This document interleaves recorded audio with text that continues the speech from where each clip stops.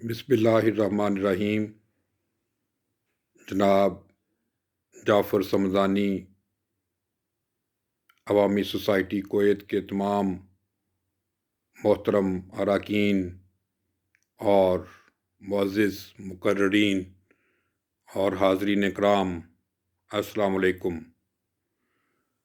مجھے جو موضوع اظہار خیال کے لیے تفویض کیا گیا ہے وہ ہے اقبال اور سائنس۔ اقبال کے حوالے سے یہ منفی پروپیگنڈا کیا جاتا ہے کہ وہ سائنسی اور عقلی علوم کے خلاف تھے، اور یہ کہ وہ ہماری ترقی کا رستہ روکے کھڑے ہیں، حالانکہ حقیقت اس کے برعکس ہے۔ اقبال سائنس کے بہت بڑے قدردان تھے۔ سائنس کو جس گہرائی اور وسعت سے انہوں نے سمجھا ہے، اس دور کے اور ان سے پہلے ہمارے کسی شاعر نے نہیں سمجھا۔ ہمارے جتنے بھی بڑے شعراء ہیں، اقبال ہی ایک ایسے شاعر ہیں جن کے ہاں سب سے زیادہ سائنسی شعور پایا جاتا ہے۔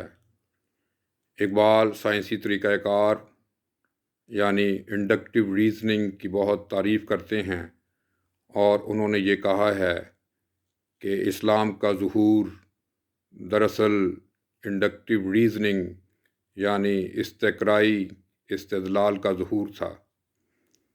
ایک ایسا شخص سائنس کا کیسے مخالف ہو سکتا ہے جو یہ کہتا ہو کہ ایک تجربہ گاہ میں بیٹھا ہوا سائنسدان دراصل ایک صوفی ہے۔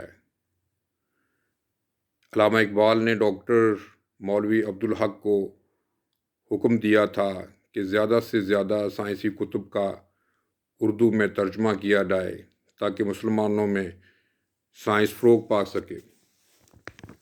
تو اقبال ایسے مفکر ہیں جو سائنسی منہاج اور سائنسی طریقہ کار کو سراہتے ہیں، اور اپنے عہد کے سائنسی افکار و نظریات کی تحسین کرتے ہیں، ان کی تائید کرتے ہیں، اور انہوں نے اپنے فلسفیانہ افکار اور نظریات کی تشکیل میں سائنسی نظریات سے بہت کام لیا ہے، اور یہ ان کی شاعری میں بھی اور ان کے خطبات دا reconstruction of religious thought in Islam میں بھی جھلکتا ہے۔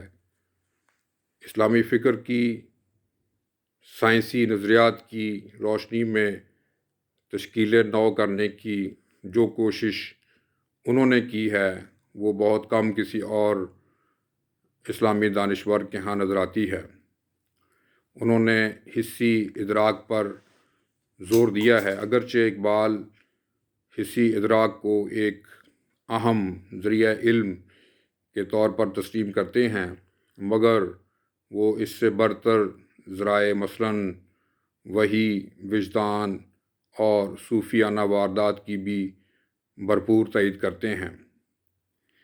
اقبال کو ان معنوں میں ایک سائنسی مفکر کہنا درست ہوگا کہ وہ فلسفیانہ طریقہ کار اور سائنسی طریقہ کار کی ہم آہنگی پر زور دیتے ہیں، اور سائنسی نظریات کا اطلاق فلسفے پر کرتے ہیں۔ سائنس کے حوالے سے اقبال کا نقطہ نظر امتزاجی اور کلی ہے۔ وہ تعقل اور تجربیت کی یکجائی کے قائل نظر آتے ہیں۔ فکر اقبال عینیت پسندی اور حقیقت پسندی کے امتزاج اور ہم آہنگی سے تشکیل پاتی ہے۔ اقبال ایک طرف سائنسی فلسفیوں مثلاً وائٹ ہیڈ، ایڈنگٹن، برٹرینڈ رسل، ہالڈین اور ولڈن کور وغیرہ کے ہم خیال نظر آتے ہیں جو سائنسی نظریات کا اطلاق فلسفے پر کرتے ہیں، اور دوسری طرف وہ ان فلسفیوں کی تائید بھی کرتے ہیں جو محض تجربیت کو کافی نہیں سمجھتے اور اس سے برتر ذرائع علم کی ضرورت کو اہم تصور کرتے ہیں۔ سائنسی مشاہدے کی بنیاد حسی ادراک پر ہے، یعنی ایمپیریسزم پر ہے۔ اقبال بھی حسی ادراک کو ایک اہم ذریعہ علم تصور کرتے ہیں۔ ان کے نزدیک زندگی کا ارتقاء اس تعلق پر منحصر ہے جو اس نے خارجی حقائق و واقعات سے استوار کر رکھا ہے۔ وہ سمجھتے ہیں کہ خارجی حقیقت کے ساتھ انسان کی استواری دراصل سائنسی علم ہی کی بدولت ہے۔ ان کے نزدیک عام طور پر علم کی ابتدا حسی ادراک ہی سے ہوتی ہے، جس کی تکمیل فہم اور وجدان کے ذریعے ہوتی ہے۔ اقبال نے کلاسیکی یونانی فلسفے کی بجائے جدید فلسفے سے زیادہ استفادہ کیا ہے جو سائنسی منہاج پر زور دیتا ہے۔ وہ یونانی فلسفے پر اس لیے تنقید و تنقیص کرتے ہیں کہ یہ مقرون یعنی کنکریٹ کی بجائے مجرد یعنی ایبسٹریکٹ کو اولویت دیتا ہے۔ کانٹ کے بعد کا زیادہ تر فلسفہ تجربیت پر اصرار کرتا ہے، اور اقبال اس فلسفے کی تائید کرتے ہیں کیونکہ وہ اسے اسلام کی روح کے قریب پاتے ہیں۔ انہوں نے خطبات میں ایسی متعدد قرآنی آیات پیش کی ہیں جن میں کائنات کے مشاہدے پر زور دیا گیا ہے۔ اقبال داخلیت اور خارجیت دونوں کو ایک دوسرے کے لیے لازم و ملزوم سمجھتے ہیں۔ وہ محض مجرد فلسفے اور تعقل پسندی کو زیادہ اہم نہیں سمجھتے۔ اقبال کے خیال میں قدرت کاملہ کو اگر صرف مجرد نقطۂ نظر سے دیکھا جائے تو وہ ایک اندھی، من موجی اور غیر منظم قوت محسوس ہوگی، جبکہ ان کے نزدیک قرآن کائنات کو منظم اور باہم مربوط قوتوں اور اجزاء سے متشکل سمجھتا ہے جن کو خارجی کائنات میں حسی ادراک کی مدد سے جانا جا سکتا ہے۔ اقبال کا تصور فطرت سائنسی ہے۔ وہ مادی کائنات کو حقیقی تصور کرتے ہیں اور اسے معروضی نقطۂ نظر سے دیکھتے ہیں۔ وہ ایک سائنسدان کی طرح فطرت میں ایک خاص تنظیم اور اصول و قوانین کی کارفرمائی کا مشاہدہ کرتے ہیں۔ اقبال کے نزدیک ذکر اور فکر دونوں ہی انسان کی جستجو کے مقامات ہیں۔ حقیقت اولیٰ تک رسائی کے لیے یہ دونوں ضروری ہیں۔ ان کے نزدیک فکر اپنی ایک آنکھ سے خلوت پر نظر رکھتی ہے اور دوسری سے جلوت یعنی آفاق کا مشاہدہ کرتی ہے۔ حقیقت کے مکمل ادراک کے لیے انسان کی ظاہری اور باطنی دونوں آنکھوں کا کھلا ہونا ضروری ہے۔ اقبال نے مختلف سائنسی علوم مثلاً طبیعیات، فلکیات، حیاتیات اور ریاضیات میں خصوصی دلچسپی لی ہے۔ اس کا اندازہ ان کے ذاتی کتب خانے میں موجود بہت سی سائنسی کتب سے ہوتا ہے جن کا ذکر میں نے اپنی کتاب اقبال اور سائنسی تصورات میں کیا ہے، اور ان کتابوں میں سے اکثر کے حوالہ جات انہوں نے اپنی نثری تحریروں خصوصاً اپنے خطبات میں پیش کیے ہیں۔